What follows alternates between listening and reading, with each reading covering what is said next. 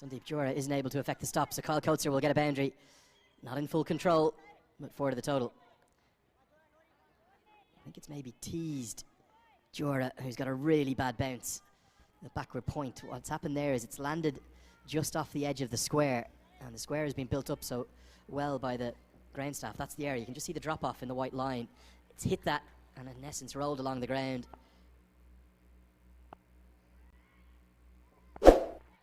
So fortunate boundary for Coates, and nothing really that Sandeep Jora could do at backward point. Good comeback ball, good length by Sompal Kani. He has been doing that regularly in this spell, in this match, in this innings. His ball, length balls and back of the length. Look at this, back of the length. A bit of shape away from the right-hander. There's still a gully in place for Sompal Kani. Gyanendra Malla is a very good slip fielder and a gully fielder in the catching position. You can see there's a short fine leg at 45. Whipped away, but there is a man in the deep backward square leg. It's Kushal Malla. In fact, it's Lala Rajbanshi, one of the 2 left-arm spinners in the squad. They'll have a big role to play today. For Nepal, their seamers just not quite getting it right so far this morning. Yes, apart from Sompal Kani, Karan Casey hasn't been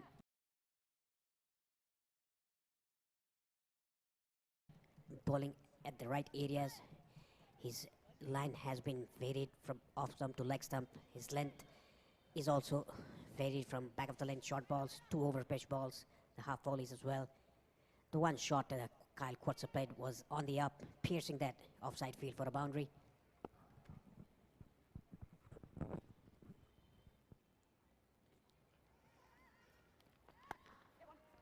Good shorter ball that rushes Munsey, but he gets enough of it to get it into mid-wicket for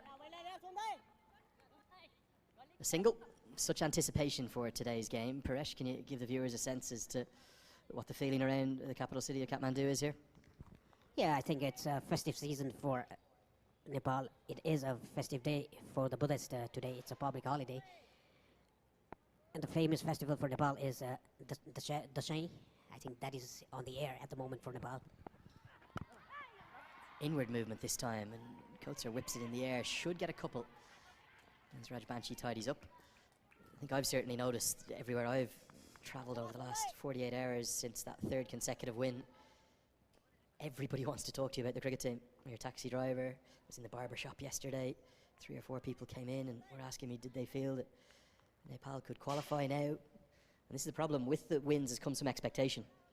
So at the start of the series, there was a lot of nerves as to whether ODI status could even be retained. People aren't talking about that as much now. They're now talking about, can we qualify in the top 3? And I think you just have to temper those expectations. Very fine side, Nepal, particularly in their home conditions. But it would be a huge achievement to be able to win probably 8 of their last 9 games that would be needed to take a top 3 spot.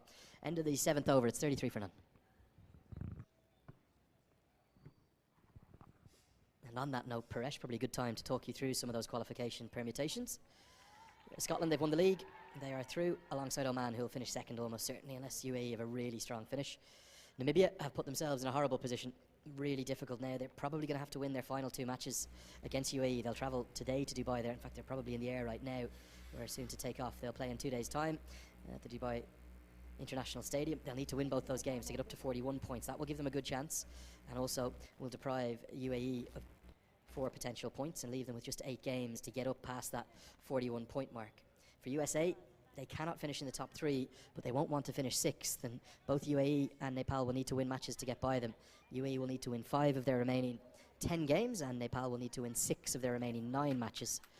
And then there's the wild card in all of this, Papua New Guinea. They can play spoil sports for everyone, and they'll pick up a lot of admirers in America in particular if PNG can pick up some wins over either UAE or Nepal. They're in the air at the moment themselves coming into Dubai.